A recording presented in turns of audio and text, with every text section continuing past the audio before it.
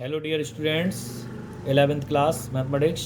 आप देखेंगे आज हम आपको जो मैंने पिछला टॉपिक छोड़ा था उसमें मैंने आपको क्या क्या चीज़ें पढ़ाई थी। सम्मिश्र संख्याओं के समुच्चय के गुणन संक्रिया के गुणधर्म, योग संक्रिया के गुणधर्म, और सम्मिश्र संख्याओं की मूलभूत संक्रियाएं। आज हम पढ़ेंगे संयुग्मी सम्मिश्र संख्या। क्या पढ़ेंगे? संयुग्मी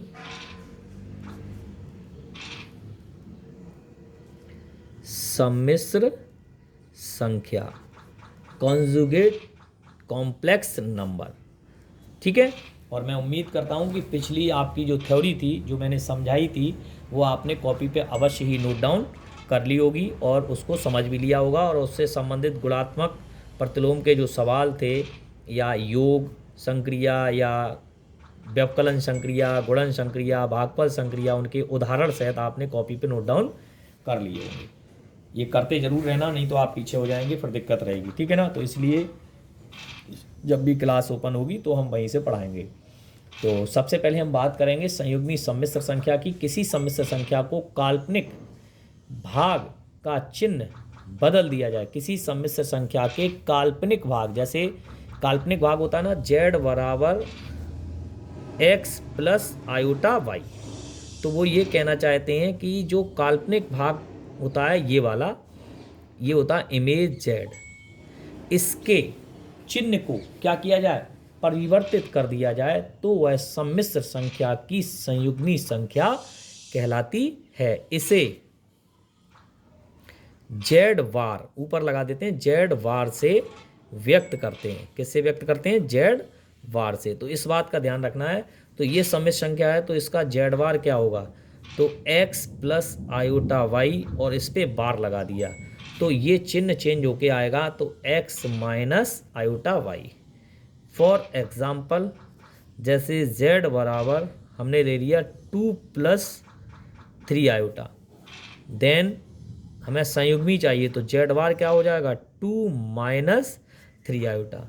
या हमने दूसरा उदाहरण लिया, जेड बराबर 3 minus 2 iota, then Z bar बराबर 3 प्लस 2 आयोटा। तो आपने देखा कि ये जो आयोटा वाला पार्ट होता है उसका चिन्ह क्या होता है? अपोजिट साइन हो जाता है, विपरीत चिन्ह लिया जाता है। प्लस है तो माइनस, माइनस है तो प्लस। तो ये कहलाता है संयुग्मी। क्या कहलाता है? संयुग्मी। बहुत इजी चीज़ है, कठिन चीज़ नहीं है। तो आप ध्यान से समझ सकते हैं, कहीं कोई दिक्कत नहीं है। देखिए यहाँ प्लस था तो ये माइनस हो गया, माइनस था तो प्लस हो गया। संयुग्मी समझ में आ गया। इसकी परिभाषा उसमें लिखी हुई है, वो आराम से आप नोट डाउन कर सकते हैं। यहाँ मैंने आपको उदाहरण से ये चीज़ समझा दी है। थोड़ा थ्योरेटिकल पोर्शन होता है। अब हम बात करेंगे संयुग्मी सम्मिश्र संख्या, संयुग्मी सम्मिश्र संख्या के गुणधर्म। संयुग्मी सम्मिश्र संख्या के गुणधर्म। यदि z1 z2 z3 belongs to C, तो फर्स्ट है z plus z bar is equal to 2 real z। Second, z minus z bar is equal to 2 iota image z।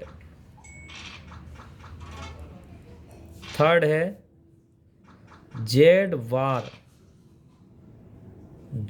वार पे whole bar is equal to z. ठीक है। होने को तो ये भी होते हैं, z1 प्लस z2 पे होल बार बराबर z1 बार प्लस z2 बार। ठीक है। और z1 इंटू z2 पे बार बराबर z1 बार इंटू z2 बार। और एक और लिख लेंगे छठवां, जेड बार, जेड इंटू जेड बार, ये होता है रियल जेड का स्क्वायर माइनस इमेज जेड का स्क्वायर। और सातवां होता है Z1 अपॉन Z2 पे बार बराबर Z1 बार अपॉन Z2 बार, जहाँ Z2 डज नॉट इक्वल 0। तो हम बात करेंगे इनकी, ये प्रूफ भी होते हैं। तो कुछ प्रूफ मैं आपको जैसे बता दूं, यहाँ पर हम कुछ प्रूफ करेंगे, उनको आप ध्यान से देखेंगे। 2-3 प्रूफ करूँगा, ज़्यादा नहीं, सारे नहीं कर रहे हैं, समझने हैं। तो जैसे मान लो प्रूफ करना है वो आपको, अब तो हमारे यहाँ ये भी हटा दिए गए, बहुत कम है फिलहाल जो हैं, है ना, बने रहने दो। अभी आपको ये समझना है कि कितने हम कर सकते हैं। Get clear? तो जैसे मान लो हमने पहला ले लिया Z प्लस, हमें ये याद होने ज़रूरी है कि क्या होता है, ठीक है ना, प्रूफ पूछे नहीं जाएंगे अब। 2 रियल Z, तो माना हमने मान लिया Z बराबर x प्लस आयोटा वाई, ठीक है। तो take LHS Z plus Z bar, तो ये हो गया x प्लस आयोटा वाई, और ये हो जाएगा x माइनस आयोटा वाई, क्योंकि Z बार क्या हो जाएगा, x माइनस आयोटा वाई। यहाँ से आयोटा वाई से आयोटा वाई कैंसिल हो गया, तो क्या बचा 2x, और x क्या है यहाँ, x रियल Z है, और y क्या है, इमेज Z। तो बेटा यहाँ क्या हो गया 2 रियल Z, ये आ गई आपकी RHS। है ही जी, कहीं कोई दिक्कत नहीं है। तो इसी तरीके से हम कर सकते हैं। ऐसे ही Z माइनस Z बार वाला कर लेंगे। हम आपको बता देते हैं तीसरे की बात करें, Z बार का होल बार बराबर Z, तो चूंकि या माना x plus iota y, then Z bar बराबर क्या हो गया, x माइनस आयोटा वाई। तो Z बार पे भी होल बार जब निकालेंगे तो x माइनस आयोटा वाई पे होल बार हो जाएगा, तो क्या आ जाएगा x प्लस आयोटा वाई, और ये किसके बराबर है, Z के। क्या आ गया, RH। तो इस तरीके से हम देख सकते हैं कि हम यहाँ पर Z बार का होल बार बराबर Z सिद्ध कर दिया। इसी प्रकार अगर हम बात करें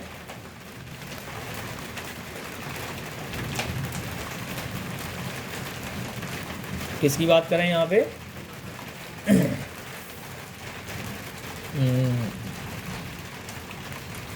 छठवें की एक बात और कर लेते हैं। होने को तो सारे प्रूफ हो जाएंगे, ऐसी कोई दिक्कत नहीं है, ठीक है ना। चलो मैं चौथा भी बता दे रहा हूँ आपको, वैसे ज़रूरत नहीं है। Z1 प्लस Z2 पे बार बराबर Z1 बार और प्लस Z2 बार, माना Z1 बराबर A प्लस आयोटा B और Z2 बराबर C प्लस आयोटा D। तो सबसे पहले हमें निकालना होगा Z1 प्लस Z2। इस बात का ध्यान रखेंगे, पहले उन पे लगे हुए बार नहीं निकालते हैं। Plus C plus iota D, पहले से सम्मिश्र संख्या बना लें। तो A प्लस C एक ब्रैकेट में, आयोटा और B प्लस D, ये सम्मिश्र संख्या हो गई। तो Z1 प्लस Z2 हो गया, ठीक है ना। अब हम क्या करते हैं, इस पे लगा हुआ वो भी करते हैं। तो Z1 प्लस Z2 पे बार, तो क्या आ जाएगा A plus C minus iota B plus D। ध्यान से देखिएगा, तो यहाँ से क्या हो जाएगा A plus C minus iota B और माइनस आयोटा D। तो अब हम बात करें तो A माइनस आयोटा B और plus C minus iota D। ध्यान से देखें, इसी के नीचे मैं लिख दे रहा हूँ Z1 बार क्या हो जाएगा A माइनस आयोटा B और Z2 बार क्या हो जाएगा C माइनस आयोटा D। तो बेटा ये वैल्यू किसकी हो गई, Z1 बार, और ये वैल्यू किसकी हो गई, Z2 बार, देन RHS। कहीं कोई दिक्कत, ठीक है। सेम एज इट इज़ हम बात करते हैं छठवें गुणधर्म की। तो छठवां गुणधर्म हमारा क्या कहलाता है, Z Z bar real Z का स्क्वायर प्लस इमेज जेड का स्क्वायर। माना जेड बराबर A plus iota B, then Z bar बराबर ए माइनस आयोटा बी। तो Z bar A plus iota B into A minus iota B, ये हो जाएगा A square minus iota square B square. तो ये बन जाएगा A square minus minus plus iota square equal to -1। तो ये बन जाएगा A square plus B square. और यहाँ से देखो रियल जेड ए है और इमेज जेड बी है। तो ये क्या बन गया, रियल जेड का स्क्वायर और ये क्या बन गया, इमेज जेड का स्क्वायर। That's all RHS। तो इस तरीके से आप आराम से इसको कंप्लीट कर सकते हैं, इस तरीके से, है ना। तो ये कुछ डेरिवेशन भी थे, वो भी मैंने आपको करा दिए। इसके बाद हम बात करेंगे, एक और टॉपिक है अपना, आज ही हो जाएगा वो इसी में। तो आज हम बात करने जा रहे हैं सम्मिश्र संख्या का मापांक। संयुग भी सबके समझ में आ गया, ठीक है। सम्मिश्र संख्या का मापांक, मॉड्यूलस ऑफ कॉम्प्लेक्स नंबर, ठीक है। Modulus of complex number, modulus क्या होता है कि यदि कोई सम्मिश्र संख्या z बराबर x प्लस आयोटा वाई या a प्लस आयोटा बी हो, तो z के मापांक या z का मापांक मॉड z से निरूपित करते हैं। किससे निरूपित करते हैं, मॉड z से निरूपित करते हैं। और इसमें क्या किया जाता है, धनात्मक वास्तविक संख्या के इसका जो मान होता है वो सदैव धनात्मक वास्तविक संख्या mod z is greater than and equal 0 for all z belongs to capital C, अर्थात कॉम्प्लेक्स नंबर के बराबर होगा। तो हम बात करेंगे यहाँ पर, जैसे z बराबर x प्लस आयोटा y, तो ये निकल के आता है मॉड ऑफ z बराबर अंडर रूट में रियल का स्क्वायर और इमेज का स्क्वायर। या हम इसको और भी पढ़ें तो इसको हम यूँ भी पढ़ सकते हैं, रियल z का स्क्वायर और प्लस इमेज z का स्क्वायर। फॉर एग्जाम्पल z बराबर 3 माइनस 4 आयोटा, तो मॉड z ज्ञात कीजिए, सपोज दैट। तो मॉड z बराबर क्या हो जाएगा, ये देखो रियल z क्या है 3 और प्लस सूत्र में वही रखेंगे -4 का स्क्वायर। तो ये हो जाएगा 3 3 जा 9 और 4 4 जा, तो मॉड z बराबर कितना हो गया, अंडर रूट 25। तो मॉड z बराबर केवल 5 आएगा, +5। माइनस तो लिया ही नहीं जाएगा क्योंकि मैंने पहले ही लिख दिया है क्या, mod z is greater than and, या तो 0 के बराबर होगा या 0 से बड़ा होगा। कोई भी इसका नेगेटिव वैल्यू नहीं हो सकती है, क्योंकि सारी की सारी वैल्यू कैसी होती हैं, धनात्मक होती हैं, ठीक है। अब हम बात करते हैं मापांक के गुणधर्म, ठीक है। तो मापांक के जो गुणधर्म हैं वो भी आप नोट डाउन कर लेंगे। यदि वही चीज़ है, फिर से, यदि z1 z2 belongs to C, तो पहला गुणधर्म है इसका mod z is greater than and equal real z, तथा mod z is greater than and equal image z। Second गुणधर्म है, ये फर्स्ट हुआ, मॉड z बराबर मॉड z बार। और तीसरा गुणधर्म है z बार बराबर मॉड z स्क्वायर, ठीक है। बहुत सारे हैं। चौथा है z1 Z2 मोड में, तो मोड Z1 और मोड Z2 ये भी इसका गुणधर्म है। ठीक है, भागफल के भी होते हैं, लिखना चाहो तो लिख लो, कराएंगे नहीं, इनको करना नहीं है। Z1 upon Z2 equal to mode Z1 बटे मोड Z2 वेयर, जहाँ Z2 डज नॉट इक्वल 0। अब हम बात करें इसकी उत्पत्ति की, तो इसकी उत्पत्ति आपको बता दे रहा हूं मैं, प्रूफ इसका बता देता हूं। एक तो मॉड जेड का, माना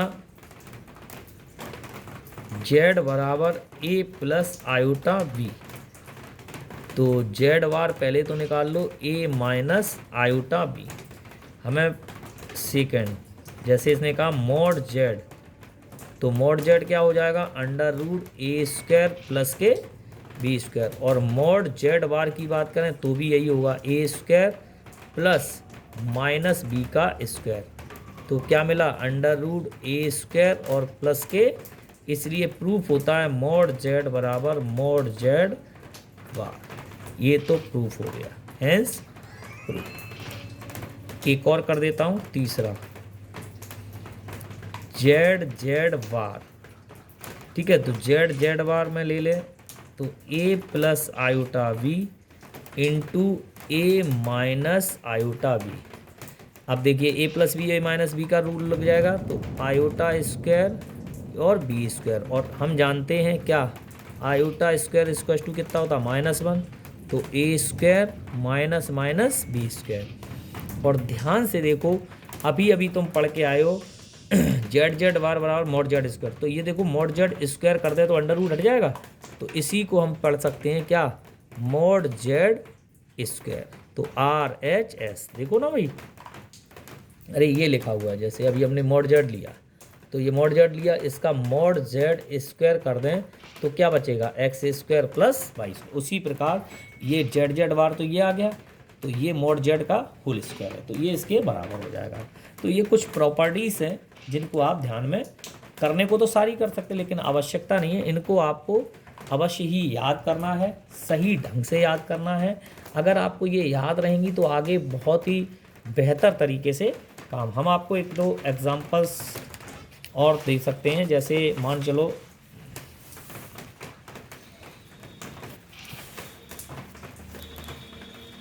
मान लो हमने z बराबर, एक दो एग्जांपल और दे रहा हूँ, z बराबर 2 माइनस आयोटा, तो आपसे पूछा मॉड z, तो मॉड z बराबर क्या बताया मैंने, ए स्क्वायर और प्लस -1 का स्क्वायर, तो क्या हो जाएगा 2 + 1 अंडर रूट 3। ठीक है ना। और देख लो दूसरा, z बराबर 2 - 3 आयोटा, तो मॉड z, तो मॉड z बराबर अंडर रूट 2 का स्क्वायर प्लस -3 का स्क्वायर, 2 का स्क्वायर 4 और 3 का स्क्वायर 9, कितना आ गया, अंडर रूट 13। तो इस तरीके से आप यहाँ पर हम याद कर सकते हैं, तो इसलिए आप आराम से इसकी प्रैक्टिस करें। ठीक है, अगर आपको फिर भी कोई प्रॉब्लम आती तो कमेंट बॉक्स में लिख के बताएं। ये थ्योरी आप सारी कंप्लीट ज़रूर कर लेना, विद एग्जांपल कंप्लीट करनी है। जब मैं क्लास जब भी होगी तो मैं चेक करूँगा आपकी कॉपी कहाँ तक कंप्लीट है। ठीक है, इसमें थ्योरी तो आपकी इस एक्सरसाइज की शायद कंप्लीट हो गई बेटा, है ना, सारी थ्योरी कंप्लीट हो गई। अगले लेक्चर में मैं आपको सवाल कराऊँगा, व्याख्यात्मक उदाहरण, और एक्सरसाइज भी कंप्लीट हो जाएगी। बहुत छोटी सी एक्सरसाइज है, ज़्यादा बड़ी नहीं है। ठीक है, आज के लिए इतना ही। Thank you so much.